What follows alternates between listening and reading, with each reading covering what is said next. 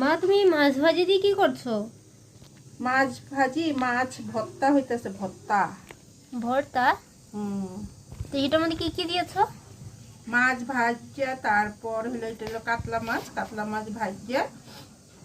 এটার মধ্যে দিয়েছে হলো তোমার লাই পাতা, কচি কচি লাই পাতা, তারপর পেঁয়াজ, ধনিয়া পাতা, আদা আর শুকনো লঙ্কা ভাজিয়ে রেখে দিছি। ওই শুকনো লঙ্কা ভাজাটা দিয়া তারপর এটাকে সরষা তেল দিয়া ভালো করে এটাকে চটকাইয়া মাখা গরম গরম ভাত দিয়া খাইতে এটা যা লাগে।